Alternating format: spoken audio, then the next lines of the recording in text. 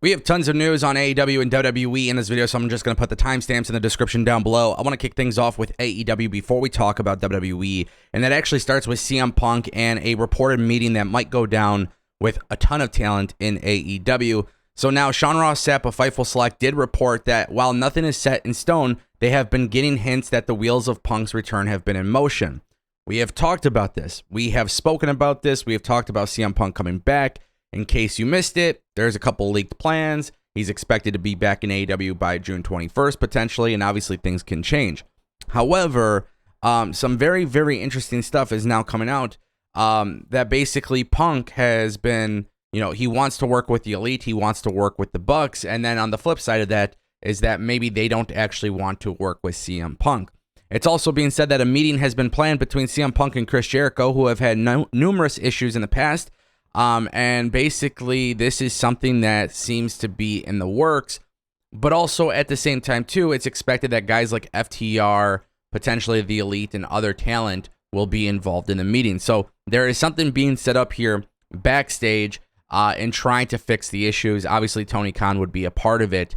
Now, here is what I want to say, because I think a lot of people who have watched my content on the CM Punk situation may have noticed that for the most part, more often than not, I have been leaning towards that this is a work. And my biggest argument has been, if it is a work, it is the dumbest work that's ever been done because of the fact of how bad it made everybody look. And I truly stand behind that. And, I obviously understand that there's going to be a lot of people defending AEW here, but ultimately AEW became a product where people cared more about the drama than the things on screen. And that's why I just don't think the work is a good idea.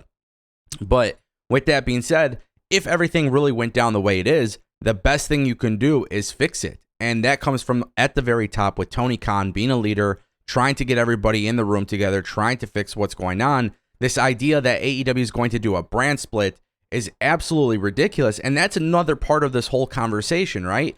AEW is reportedly doing a soft brand split for AEW Collision, which will be on Saturday nights, which is expected to be a 2-hour show that's live.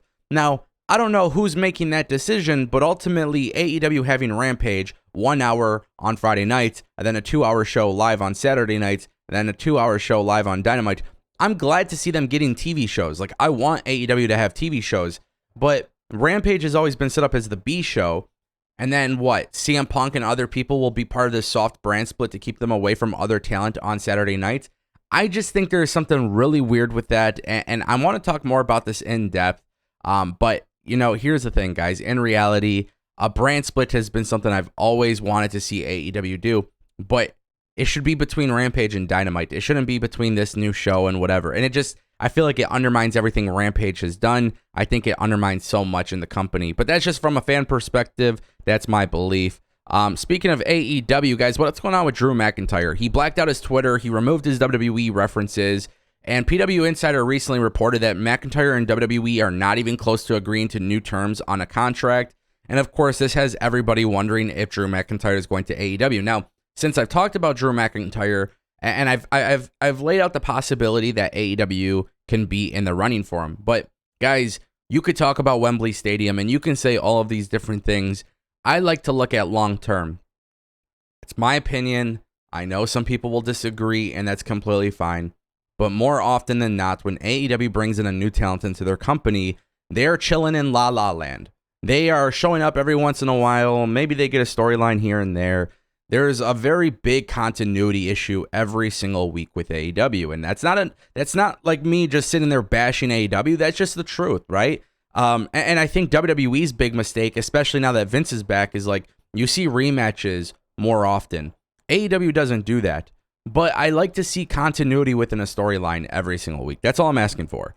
And I can't sit here and tell my audience, yeah, I want to see Drew McIntyre in AEW. I don't. I think Drew McIntyre has been treated very well by WWE. I think anybody who is sitting there trying to argue that's not the case is coming up with their own narrative that is simply not true. Drew McIntyre is a multi-time champion. He carried the company during the pandemic era. Drew McIntyre has always been viewed as a top guy in the company. He got to main event Clash at the Castle. And guess what? There is a role for everybody in pro wrestling. And I just think Drew McIntyre's role in WWE is far more beneficial than being just another guy in AEW. AEW has to push Jay White and Adam Cole and Keith Lee and Swerve and so many other people.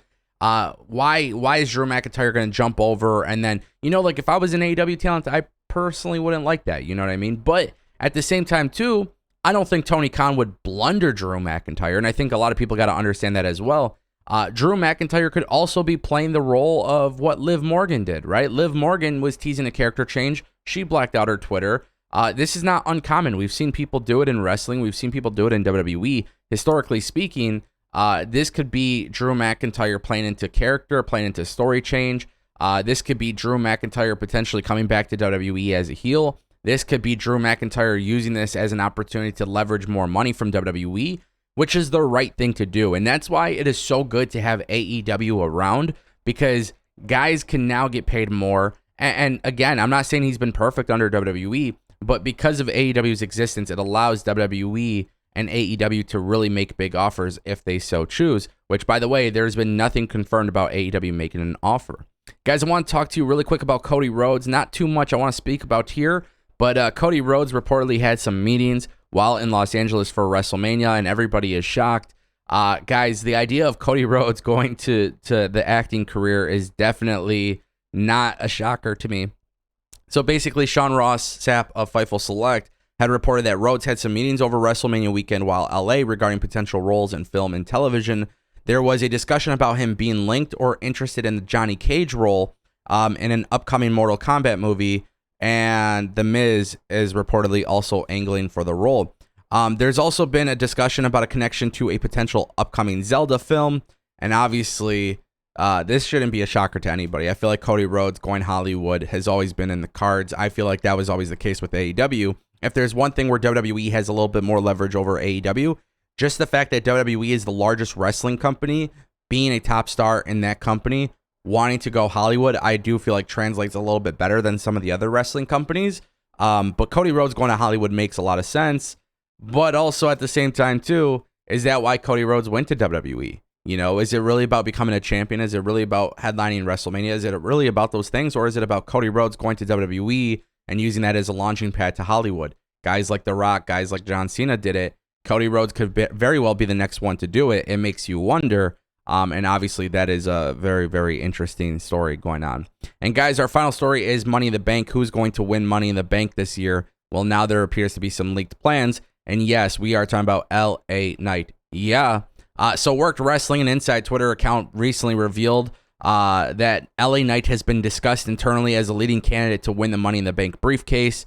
The belief is that LA Knight was expected a big push after WrestleMania, and we've been talking about that for a while. There's been tons of reports on LA Knight getting a big push, and you got to wonder if this is going to come true. LA Knight is somebody who's losing a lot on TV, and I feel like there's more to the story. I feel like there's more to it. And I think WWE has a plan with LA Knight. I think it's pretty evident when you watch him lose on television.